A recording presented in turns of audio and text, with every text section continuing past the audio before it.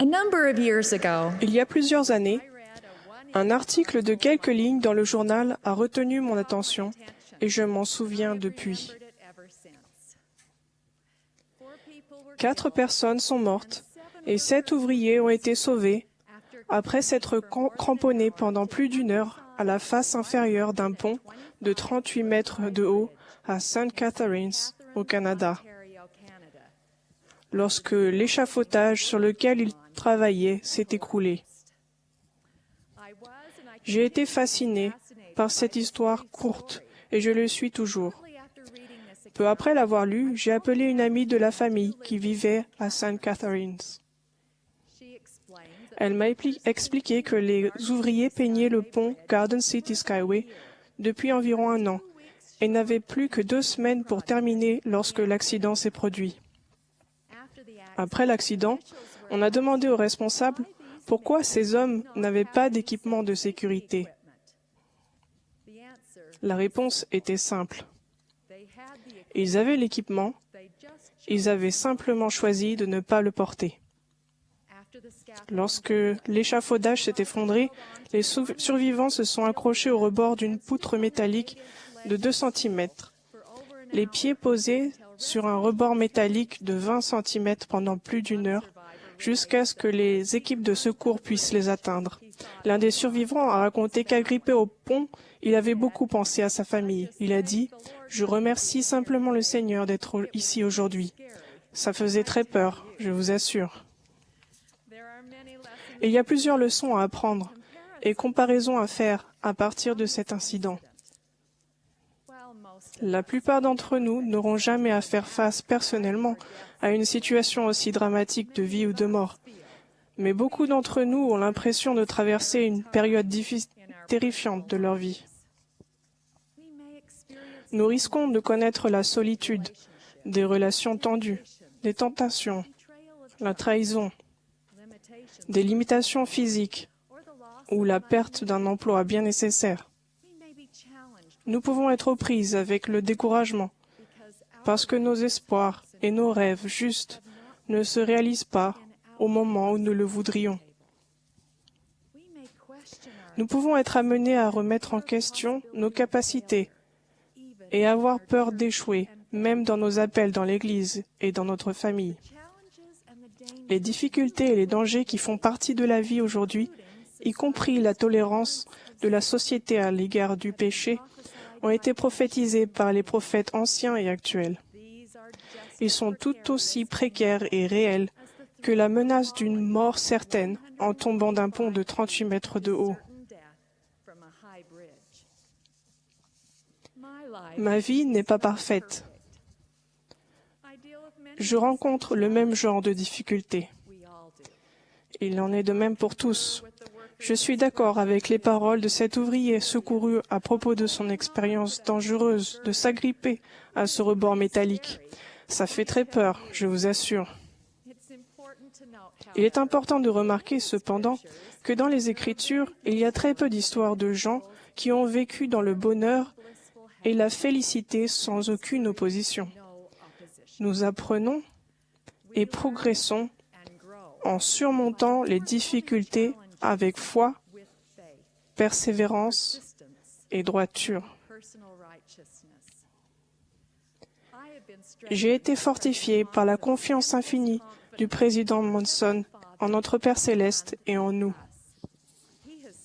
Il a dit « Souvenez-vous que vous avez droit aux bénédictions de notre Père Céleste dans cette œuvre. Il ne vous a pas appelé au poste privilégié pour que vous marchiez seul, sans direction, vous fiant à la chance. Au contraire, il connaît vos aptitudes. Il se rend compte de votre dévouement et il transformera vos prétendues inaptitudes en points forts bien réels. Notre Père Céleste ne nous a pas laissés seuls dans notre jour d'épreuve. Il nous a donné tout l'équipement de sécurité dont nous avons besoin pour réussir à retourner auprès de lui. Il nous a donné la prière personnelle, les Écritures, les prophètes actuels et le Saint-Esprit pour nous guider. Parfois, cet équipement peut nous sembler pesant, gênant est horriblement démodé. Pour bien l'utiliser, il nous faut de la diligence, de l'obéissance et de la persévérance. Mais pour ma part, j'ai choisi de l'utiliser. Nous devons tous choisir de l'utiliser. Dans les Écritures, nous découvrons un autre élément clé de l'équipement de sécurité, une barre de fer. Il est demandé aux disciples de notre Sauveur Jésus-Christ de se tenir à cette barre pour trouver leur chemin jusqu'à la vie éternelle. Je parle de la vision de Léhi et de l'arbre de vie qui se trouve dans le livre de Mormon. Par la révélation personnelle divine, le prophète du livre de Mormon, Léhi, et son fils, Néphi, ont eu la vision de notre état probatoire ici-bas et des dangers qui l'accompagnent. Léhi a dit, « Et il arriva qu'il s'éleva un brouillard de ténèbres. Oui, un brouillard de ténèbres extrêmement grand, au point que ceux qui s'étaient engagés dans le sentier perdirent leur chemin, de sorte qu'ils s'éloignèrent et se perdirent. Il vit aussi d'autres multitudes marcher résolument. Et elles vinrent se saisir de l'extrémité de la barre de fer, et elles allèrent résolument de l'avant, se tenant continuellement avec fermeté à cette barre de fer jusqu'à s'avancer et se laisser choir et manger du fruit de l'arbre, c'est-à-dire l'arbre de vie. La vision de Léhi nous apprend que nous devons nous saisir de ce garde-fou, cette barre de fer, qui se trouve le long de notre sentier étroit et resserré personnel, et la tenir fermement jusqu'à ce que nous atteignions notre but ultime, qui est la vie éternelle avec notre Père céleste. Néphi a prophétisé que les gens qui tiendraient fermement la barre de fer ne périraient jamais. Et les tentations et les traits enflammés de l'adversaire ne pourraient pas non plus avoir le dessus sur eux, au point de les aveugler pour les entraîner vers la destruction. Je vous invite à relire les récits complets de cette vision inspirée.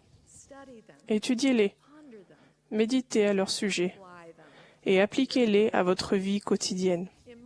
En langage moderne, nous dirions qu'il nous est demandé de nous accrocher.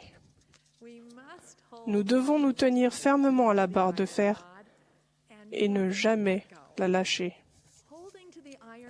Il n'est pas toujours facile de se tenir à la barre de fer.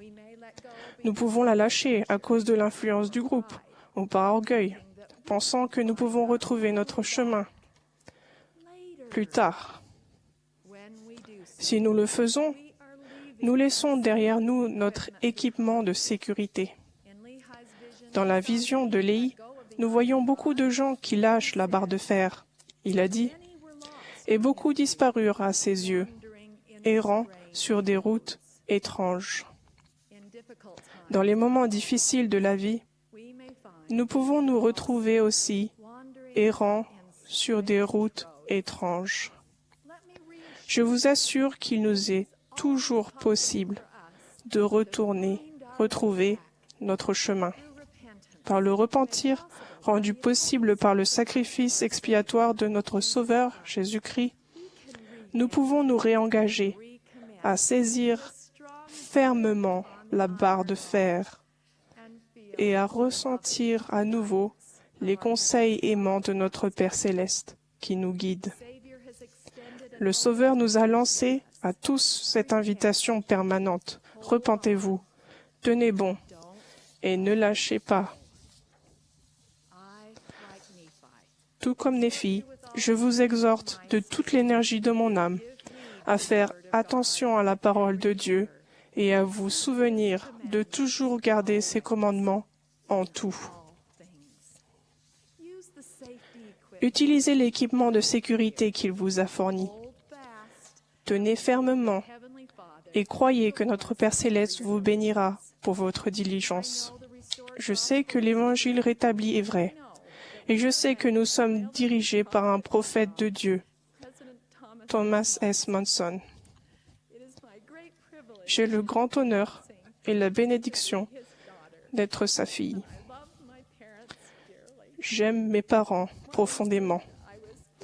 Un soir, j'étais un peu découragée et j'ai dit, « Oh papa, les bénédictions que nous avons en tant que membres de l'Église et les bénédictions promises au temple sont si bonnes. Il nous suffit de tendre la main et de choisir de les accepter. » Il m'a répondu sans hésitation, « Anne, elles sont tout. » Je prie sincèrement pour que nous puissions nous tenir aux vérités éternelles de l'Évangile de Jésus-Christ, car elles sont littéralement tout. Au nom de Jésus-Christ. Amen.